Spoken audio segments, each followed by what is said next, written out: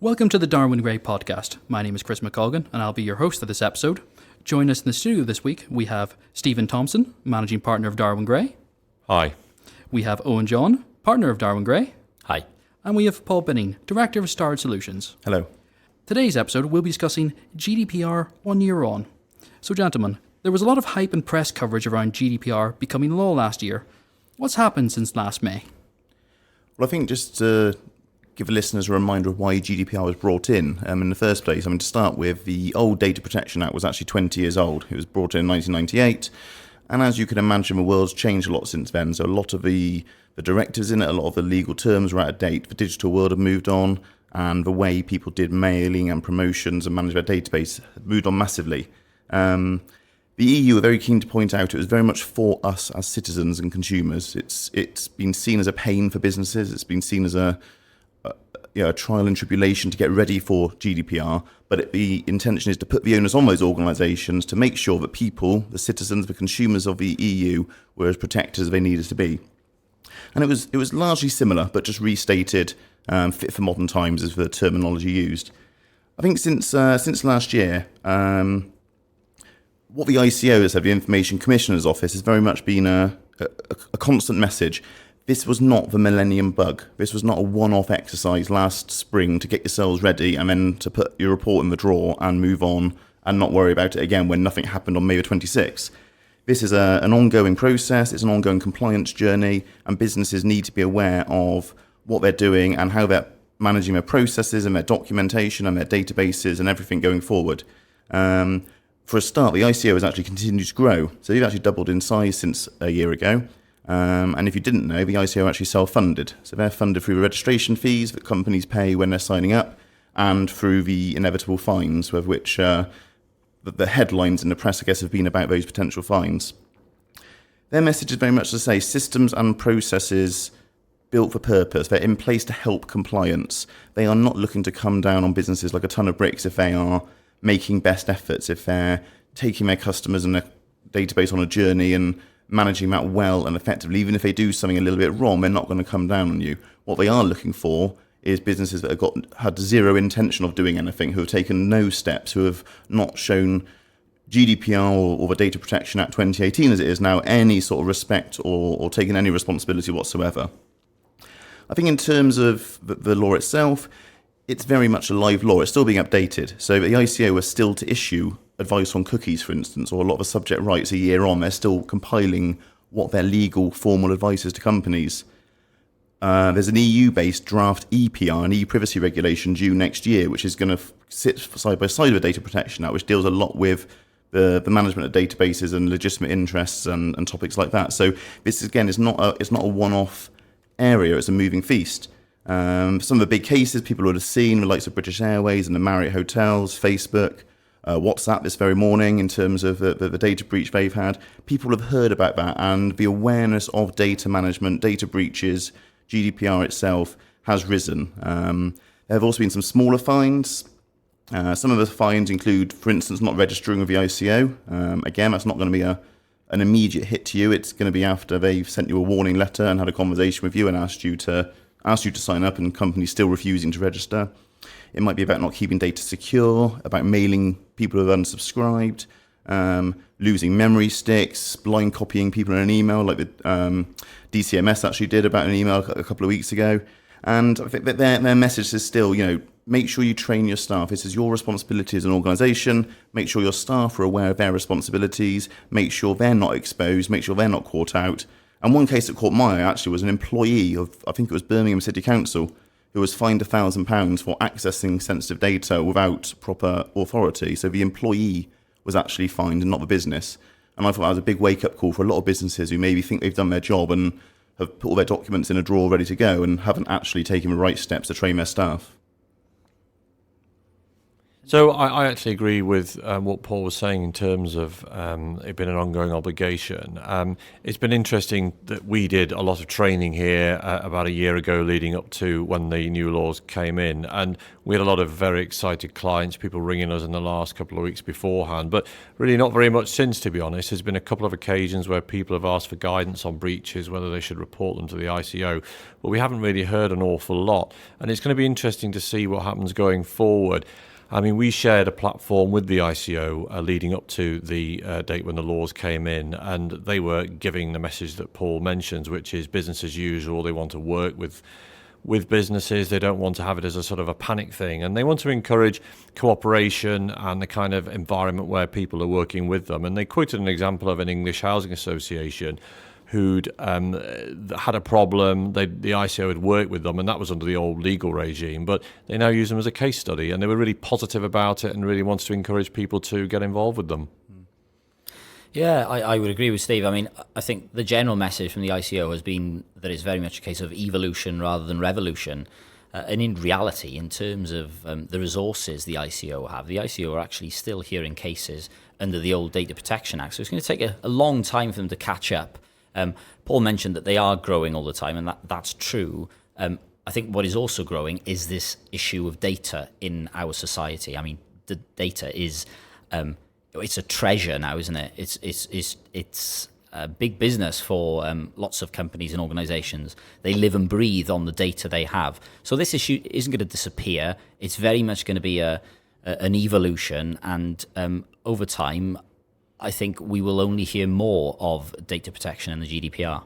Hence for cybersecurity issues that you see across businesses, and the need and the desire of criminals to hack into it, because it's actually becoming easier to hack into data than it is to run drugs and guns and anything else they normally make their money out of. Well, absolutely. I mean, I remember talking to somebody from the ICO, and I think we were talking about passwords, and he was saying that, well, actually, you're much better off having a really, really good, strong password written down on a Post-it note stuck to your computer than having a really easy to guess password, because you're much more likely to be hacked by a Russian hacker than you are to be broken into by somebody with the time and inclination to sit down in front of your laptop and enter your password. So there's a lot to be said for that. I think the awareness of hacking and cybersecurity we think is at fever pitch, but there's a lot more of that to come, I think, in the years to follow. Definitely. And I think one thing I've always brought across in my training is that you should treat data protection like health and safety. We were talking about this just before we came on air, and health and safety, when it was brought in the early 70s, I think 1972, 3, 4, it would have been the same. Everyone would have thought, this is really important, we've got to do this. My word, how much that's moved on in 40 years and how much more intense it is now. I think to your exact point, Owen, this in 30, 40 years' time will be an absolutely intrinsic part of business and everything that anyone does, because it will, because of how data is moving forward, and it will just become more and more and more important. But just to clarify, we're not advocating that everybody writes their passwords on a sticky note and puts it on their laptops. Probably not. I just want to pick up on a point that Paul made in the middle there. Has there been any further clarification on the legitimate interest ground? So nothing really earth-shattering. The idea here of legitimate interest is one of the grounds on which data can be processed. And this was the one that people were most interested in, we found when we were training, because particularly with people who are looking to protect their marketing databases. So if you had a database of 1,000 people that you compiled over the previous 10, 20 years, people were extremely nervous about the fact that they might have to lose that, because you can't really argue that by bombarding people with marketing emails that are unsolicited and people who haven't bought from you for years and years, that you've got any kind of legal ground to rely on. So this was the one that people wanted to know about. And certainly the sort of 3-part test that's applied to it, which is all about whether there's a legitimate interest for the processing, whether the processing's reasonably required, and whether that then overrides the individual's rights. Those were the kind of things we were talking to people about. And they were saying, well, that's all very nice, but what does that mean? And I think the sort of way we approached it was to say, well, if you're thinking of using somebody's data for a particular purpose, and you're thinking of maybe sending them things or passing that data to a third party, is it in their reasonable expectation that you would do that? And you could sort of sit with people for an hour or two whilst you're training. You can almost see the cogs turning and these scenarios they were talking through, and then, well, what if this and what if that and what if the other? And I think it goes back to that, what's in people's reasonable expectations. If you think about a situation and think, well, if that was you, would you reasonably expect that to happen? If you didn't, then we would be saying to them, you shouldn't be doing it. But in terms of clarification, I don't think really anything currently at the moment which casts a great deal of light on it. Certainly, the advice we've given to clients in terms of reporting breaches has led us to the view that they're taking a reasonably wide approach to it. But then I've also heard that there might be some guidance coming out of Europe at some point, which may narrow it. But who knows whether the relevance of that will be once we know where we are with Brexit. I think what isn't an ideal situation is legitimate interest is almost trial and error for businesses. They're almost, much of the GDPR legislation was down to then lawyers interpreting what the words actually meant. There aren't many hard, fast rules within the legislation. It's about interpreting what the various clauses mean for business and for your business. And to have that legitimate interest has left a massive, massive grey area for businesses. And I think a lot of bigger companies have obviously got teams of people working on this. They're trying to get their head around what works and what doesn't work. But again, I think I'll come back to the ICO that if you are taking serious steps and you've got written documentation saying this is why we believe we are following legitimate interests, it is law, by the way, to have a legitimate interest assessment if you're relying on that as a principle. And if you've got that in place and you've taken some decisions that they believe are misguided, again, the understanding I have from the ICO is they're not going to come down on you and come and shut your business down. They're going to give you advisory notices, a bit like health and safety. You should look at this, you should correct that, you should put a process in place for that, rather than coming down on you really hard. If you're saying legitimate interests and you've done no assessment and you've got no written documentation, you've got no real explanation as to why you're relying on that, that might be a different story.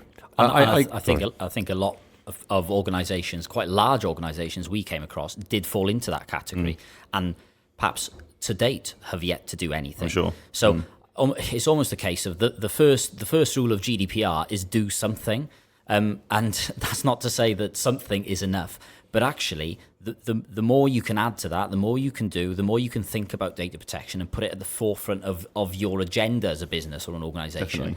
You will be way ahead of an awful lot of people. And I spoke to an IT security person in relation to data protection and the ICO.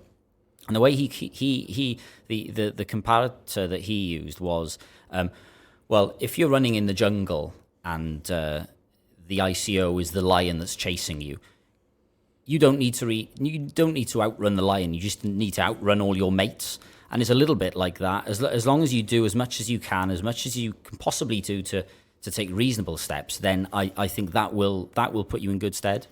And one thing I found that was quite interesting when we were doing a lot of training is when you actually look at the ICO website, and it's a substantial website and there's an awful lot of material information on there. But when you look at some of the materials that they provide for use in businesses, when you actually read it and look at it and digest it, it's quite helpful actually, because it gives you a really good indication of the kind of thing that they expect you to do and the way that they expect you to approach these things. And as Paul says, if you go through a process and you actually sit down and think these things through and you come to a reasonable decision, then if there's a problem and somebody reports you and they come and do an audit and all the rest of it, if you can say, well, we thought about it and we decided to do this because we thought it was a reasonable thing to do, they're going to be taking a much more different approach to you than if you've done nothing. You decide, oh, we're going to do this because it's helpful to us, and you've not given it a moment's thought.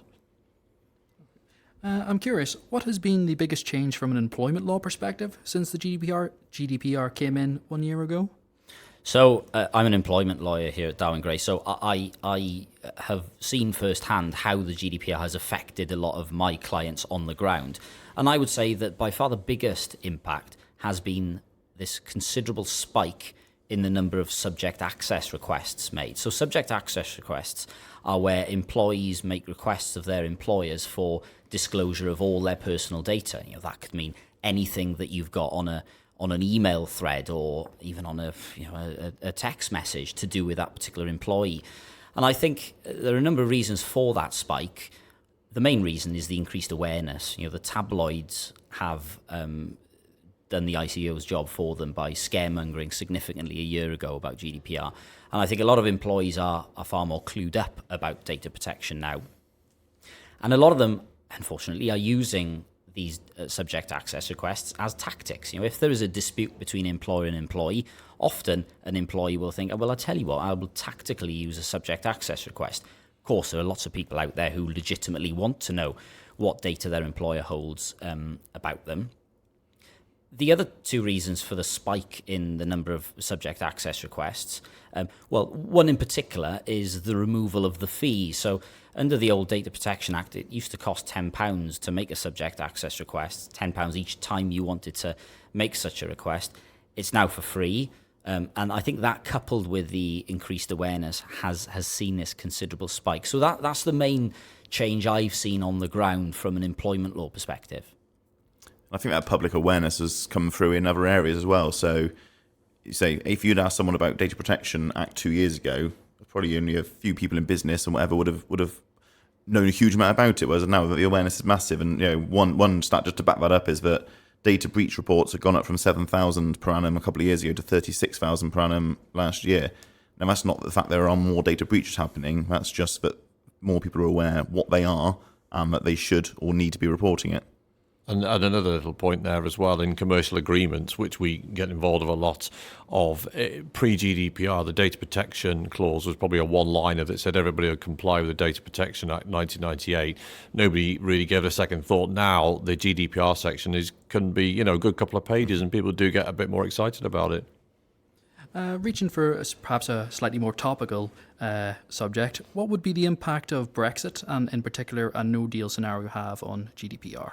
So there's various ways in which you can look at the Brexit question. It's certainly one that gets people vexed a bit. There's a kind of a micro and a macro way of looking at it. The sort of top end in the sort of world of the legal principles affecting the flow of information between Europe and the UK, it's really going to depend, as you say, on the type of deal we have. But then it'll go down to the sort of status that we get given by the European Commission and whether we're deemed to have adequate laws in place. Because if for some reason we're deemed not to have adequate laws in place, we may get relegated to being what's called a third country. And that would mean that typically a European country wouldn't want to be processing data with us, and that would create an awful lot of difficulty. But then presumably if we get hopefully an adequacy decision, so we're deemed to have adequate laws in place because we have enacted the GDPR via the Data Protection Act, then that would mean that we would be able to participate in the flow of data with Europe. And then if we get an enhanced adequacy decision, then we're going to be in a better position. So there's kind of that level, which is the ifs and buts. But then I think on a day-to-day basis, really, it's a question of businesses making sure that they've enhanced their data protection sort of protection as much as they can. So if you are the sort of business that is sharing data with businesses in Europe and abroad, you really need to think about what you're doing. It's not going to be enough just to have a privacy notice on your website. You need to think about data control agreements, data sharing agreements, that kind of thing, so that you have those documents in place. So you need to really think about what you're doing. I mean, this was the kind of thing we've been talking to clients about for the last 2 years, is really just sitting down and thinking, what are you doing with data? Where's it coming from? Where's it going to? And particularly if there's an international perspective, you need to get some proper advice on the kind of contracts you've got in place, what provisions are in those contracts, whether those contracts need to be amended. So, as I say, for certainly companies that export into Europe, you do need to put some time into it. Yeah, I mean, that's the really long, detailed answer to that question. I think the short answer to that question, I could probably summarise Steve's answer by asking Mystic Meg in a crystal ball, as is the case with anything to do with Brexit. It is very much up in the air, and it depends on what sort of deal, if any, the UK manages to negotiate. Yeah, I think one thing is certain is something will need to change when we leave. Whether we are covered under the adequacy agreement or not, even if that's a tweak to your wording in your processor agreements and your contractor agreements and your privacy policy, it might be a tweak, but there'll almost certainly need to be some sort of update required as and when we leave. And finally, what should businesses be doing going forward? So my view is, again, if you think of it like health and safety, you need to have an ongoing compliance plan. You need to have ongoing processes and systems in place that protect your business.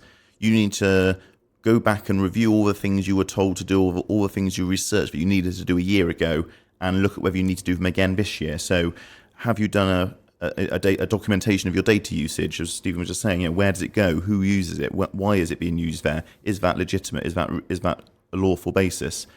Are your processes in place? Your external factors, who processes your data for you? What international players have you got in play?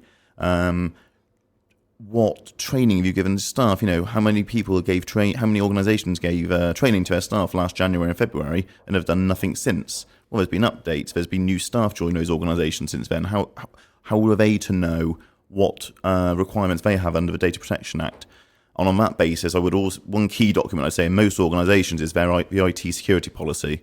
I don't think it's ever been more important, but to have a robust IT security policy, whether one page or a handful of pages on letting your employees know what their responsibilities are around, and it's the simple stuff, but it's around passwords on your screen, clear desk policies, not leaving documents on printers, not leaving memory sticks on trains, whatever it might be, how you manage and you share your data within your organisation and outside your organisation. There's some basic steps there that all employees should be highly aware of, so that your organisation and those employees are protected. There were principles around the original legislation, around data minimisation and the storage limitation.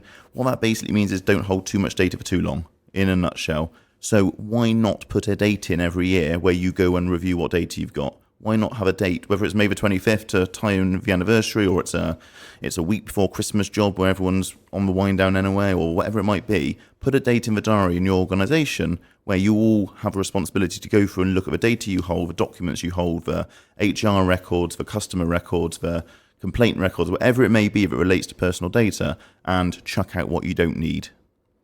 I think that's very comprehensive, Paul, there.